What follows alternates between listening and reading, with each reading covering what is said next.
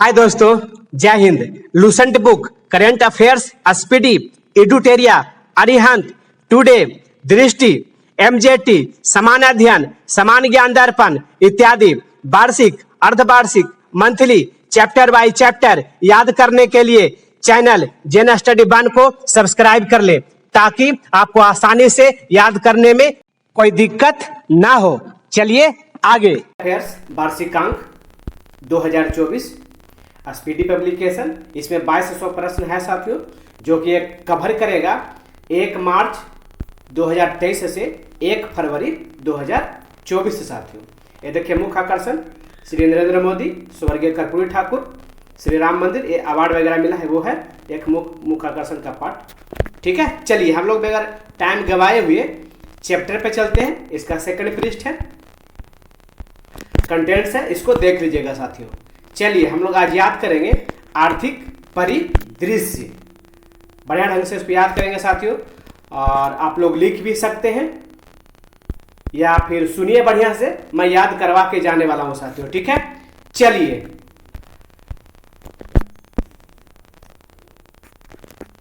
AU small finance bank को Fincare bank के साथ विलय की मंजूरी, इसको विलय कर दिया गया साथियों, मान के चलिए। देखिए यही से हम लोग याद कर रहे हैं, यहां से याद कर रहे हैं। ठीक है, चलिए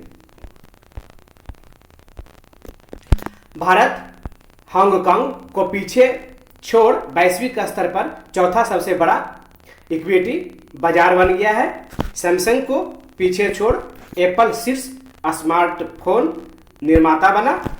भारत विश्व स्तर पर दूसरा सबसे बड़ा इस्पात उत्पादक बन गया है। भारत रूसी ईंधन का सबसे बड़ा आयातक भी है साथियों, ये भी ध्यान दीजिएगा। एसबीआई को पछाड़कर एलआईसी देश की सबसे मूल्यवान पीएसयू बन गई है। वित्त मंत्री भारत का लक्ष्य 2028 तक $5 ट्रिलियन की अर्थव्यवस्था बनाना है साथियों। टीसीएस को दूसरा सबसे मूल्यवान आईटी ब्रांड का दर्जा दिया गया है। इंड बैंक ने सम्मान रुपए क्रेडिट कार्ड लॉन्च किया, ये भी ध्यान दीजिएगा। चलिए आगे, भारतीय स्टेट बैंक ने सोलर प्रोजेक्ट के लिए जर्मन विकास बैंक के साथ लाइन ऑफ क्रेडिट पर हस्ताक्षर किया। आईआरडीएआई ने मौजूदा बैंक बीमा ढांचे की समीक्षा के लिए जे मीना कुमारी की अध्यक्षता में एक समिति का गठन किया है। Patna central banking digital mission शुरू किया गया। अमेरिका भारत का सबसे बड़ा व्यापारिक भागीदार के रूप में उभरा है। केरल भारत का पहला डिजिटल बैंकिंग राज्य बना है। इंदौर हरित ब्रांड जारी करने वाला भारत का दूसरा नगर निकाय बना। आगे, आईटीसी लिमिटेड दुनिया की तीसरी सबसे मूल्यवान तंबाकू कंपनी है साथियों। ठीक है, चलिए आगे। कोविड-19 के नए वेरिएंट का नाम JN1 है, इंग्लिश में भी है और हिंदी में भी लिखा हुआ है। भारत का विदेशी मुद्रा भंडार बढ़कर $617.3 अरब हुआ या हो गया। उत्तर प्रदेश भारत की दूसरी सबसे बड़ी अर्थव्यवस्था बन गई है। इंडिगो एक साल में 100 मिलियन यात्रियों तक पहुंचने वाली पहली भारतीय एयरलाइंस बनी है साथियों। मित्रों आगे, महाराष्ट्र राज्य एफडीआई प्राप्तकर्ता के रूप में देश में शीर्ष स्थान रखता है या है। बीओआई ने महिलाओं के लिए नारी शक्ति बचत खाता लॉन्च किया। आरबीआई ने स्वास्थ्य सेवा और शिक्षा के लिए यूपीआई की सीमा को बढ़ाकर 5 लाख रुपये कर दी है। S&P भारत 2030 तक दुनिया की तीसरी सबसे बड़ी अर्थव्यवस्था ये अनुमानित है बन जाएगा साथियों। शहरी क्षेत्रों में बेरोजगारी दर 7.2% से घटकर 6.6% हो गई है। यह सुखद है। वित्त मंत्री निर्मला सीतारमण ने श्रीलंका के त्रिकोमाली में भारतीय स्टेट बैंक की शाखा का उद्घाटन किया। चलिए, बहुत अच्छा बात है।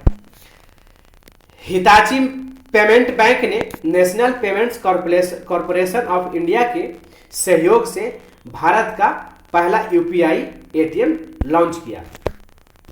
एचडीएफसी बैंक केंद्रीय बैंक डिजिटल मुद्रा सीबीडीसी को इंटरऑपरेबल यूपीआई क्यूआर कोड से जोड़ने वाला पहला बैंक बन गया साथियों। एसबीआई भारत 2027 तक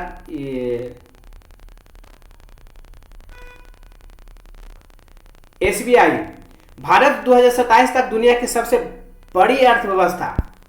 भारत ने सकल घरेलू उत्पाद में $4 ट्रिलियन का आंकड़ा पार कर दिया। स्वीडन की साब भारत की रक्षा परियोजना में 100% एफडीआई हासिल करने वाली पहली विदेशी कंपनी बनी है साथियों, इसको ध्यान दीजिएगा। भारतीय रिजर्व बैंक को change maker of the year पुरस्कार दिया गया। देश में महिला श्रम बल की हिस्सेदारी 2022-23 में 37% हुई है। गूगल ने भारत में डिगी कवांच प्रोग्राम लॉन्च किया। डिजी कवांच, ये देखिए। आगे आईडीएफसी फर्स्ट बैंक के नाम साथ विलय के लिए सीसीआई ने मंजूरी दी है। कर्मचारियों और पेंशन भोगियों का महंगाई भत्ता 46% कर दिया गया है। सिटी यूनियन बैंक ने भारत का पहला बायोमेट्रिक प्रमाणीकरण बैंकिंग ऐप लॉन्च किया। इंडियन बैंक ने वित्तीय समावेशी सेवाओं को बढ़ावा देने के लिए आईबी साथी, ठीक है, पहल शुरू की। एसबीआई ने nation first transit card launch किया है। इसके बारे में एक दिन बताएंगे साथियों डिटेल से। इलेक्ट्रिक वाहन क्षेत्र में शामिल एमएसएमईज के लिए वित्तीय सहायता प्रदान करने के लिए एसआईडीबीआई ने इवॉल्व मिशन शुरू किया। आरबीआई ने बंधन बैंक को नागरिक पेंशन वितरण के लिए अधिकृत किया है। आरबीआई ने ऑफलाइन भुगतान लेन देन की ऊपरी सीमा 200 से 500 रुपये की है। एसबीआई ने ग्राहकों के लिए बेंगलुरु में प्रोजेक्ट कुबेर लॉन्च किया साथियों, ये ध्यान दीजिएगा इसको। आरबीआई द्वारा दावा न की गई राशि को ट्रैक करने के लिए उद्गम पोर्टल लॉन्च किया। एयरटेल पेमेंट बैंक ने पहला पर्यावरण अनुकूल डेबिट कार्ड लॉन्च किया। AU small finance bank 24x7 video banking सेवा प्रदान करने वाला भारत का पहला बैंक बना है साथियों। भारत में पिछले 5 सालों में 13.5 करोड़ लोग गरीबी से बाहर हुए। आगे ओएनजीसी बना रिश्वत विरोधी प्रबंधन प्रणाली सर्टिफिकेट प्राप्त करने वाला भारत का पहला पीएसयू। आगे फिलिप्स डोमेस्टिक अप्लायंस का नया नाम बरसूनी कर दिया गया है। फेडरल बैंक ने आईएम अडियार इज मी अभियान शुरू किया है। Adyar is me. आरबीआई ने बैंकों के लिए 100 दिन 100 भुगतान अभियान की घोषणा की है। 100 दिन 100 भुगतान। विभिन्न एजेंसी द्वारा भारत की डीजीपी वृद्धि दर अनुमानित है, इसको थोड़ा देख लिया जाए साथियों संस्थावार। मूडीज रेटिंग एजेंसी 6.8% 2022-23 का ये है। और 2023-24 क्या है 6.7%, एक घटा है थोड़ा। कृषि एजेंसी सेकंड है 7.0% 2022-23 में,